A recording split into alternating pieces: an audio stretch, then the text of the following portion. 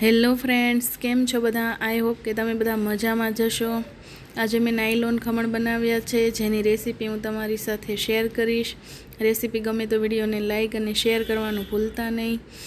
ચેનલમાં નવા હોય તો ચેનલને સબસ્ક્રાઈબ કરી દેજો। આપણે એકદમ રૂ જેવા પોચા અને બાર જેવા જાળીદાર ખમણ બનાવવા માટે પરફેક્ટ માપથી બનાવીશું।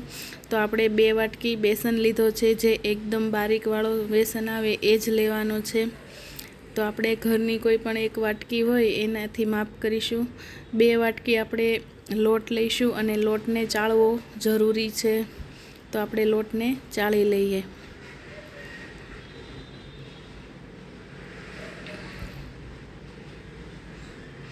આપણે 2 વાટકી બેસન લીધો છે, તો એની સામે આપણે 1 વાટકી પાણી લઈશું। આપણો લોટ ચડાઈ ગયો છે। હવે આપણે એક બીજા બાઉલમાં 1 વાટકી पानी लीए।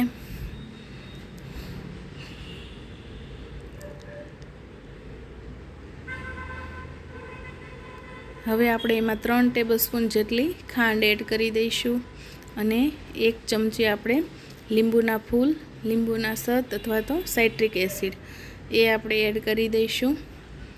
स्वाद प्रमाणे मीठुं एड करी दईशुं।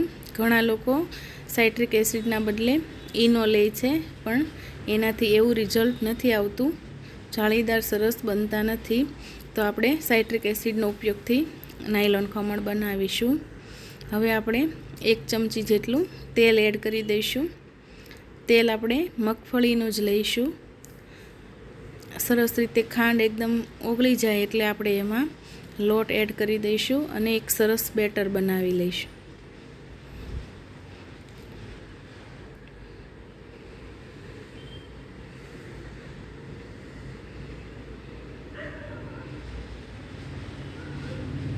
આપણે કોઈ વધારાનું પાણી એડ નહીં કરીએ તો પણ આપણું બેટર આ માપથી સરસ બની જશે।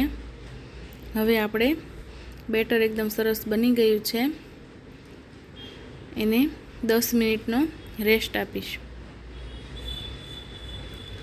હવે આપણે જે ખમણ બનાવવા માટે મોલ્ડ લઈએ એ આ રીતે હાઈટવાળું લઈશું, જેથી ખમણ ફૂલે તો બહાર ના આવી જાય। એને આપણે સરસ રીતે ઓઇલથી ગ્રીસ કરી લઈશું।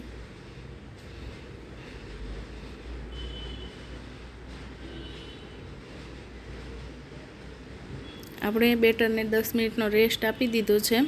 હવે આપણે 1 મિનિટ માટે આને ફેટી લઈએ।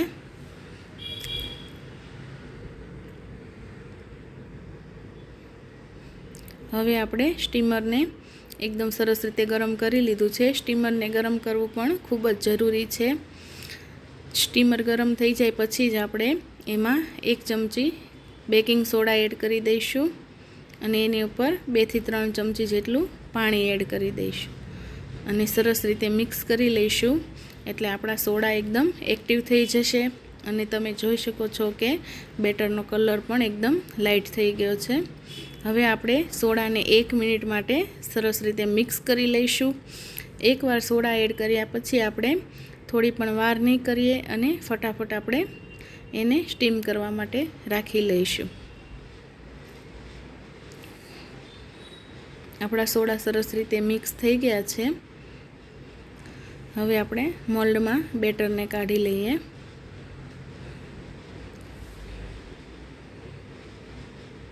જો તમે વાર લગાડશો તો જે એમાં હવા ઉત્પન્ન થઈ છે એ બધી નીકળી જશે, તો ખમણ પોચા અને જાળીદાર નહીં બને। એટલા માટે આપણે ફટાફટ એને સ્ટીમ કરવા રાખી લઈએ।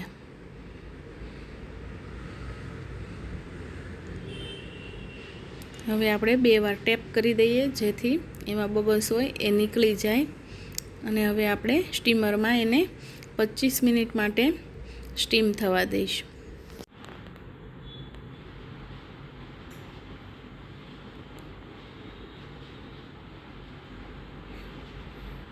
પચીસ મિનિટ પછી આપણે જોઈએ તો આપણા ખમણ સરસ રીતે થઈ ગયા છે। આપણે એને ચેક કરી લઈશું ચપ્પુની મદદથી।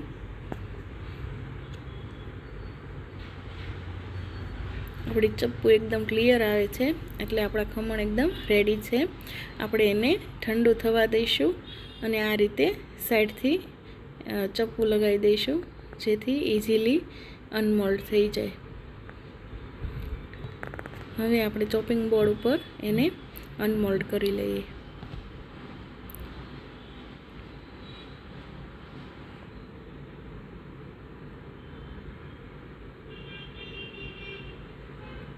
તમે જોઈ શકો છો કે આપણા ખમણ એકદમ મસ્ત જાળીદાર થયા છે.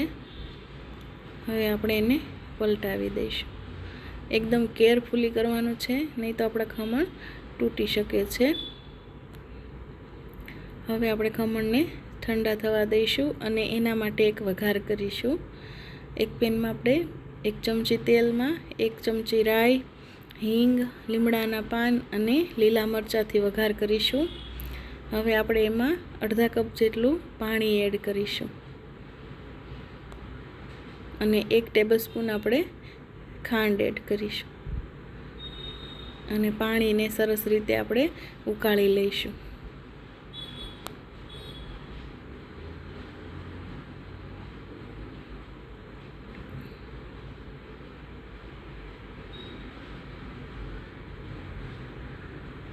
આપણો વઘાર સરસ રીતે ઉકળી ગયો છે. હવે આપણે ગેસ બંધ કરી દઈશું અને વઘારને ઠંડો પડવા દઈશું. આપણે ગરમા ગરમ વઘાર ખમણ ઉપર નહીં નાખીએ. જો ગરમ વઘાર આપણે ખમણ ઉપર નાખીશું તો ખમણ એકદમ તૂટી જશે અને ફેલાઈ જશે. હવે આપણે આ રીતે ખમણને કટ કરી લઈએ.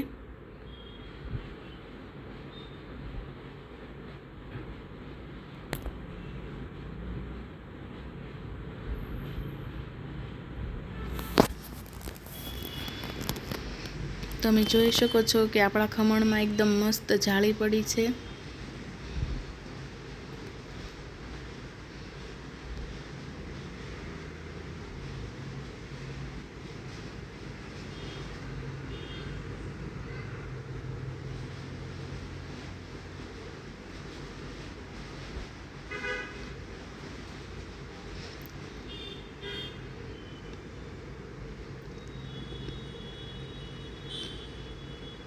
હવે આપણે ઉપરથી વઘાર રેડી દઈએ.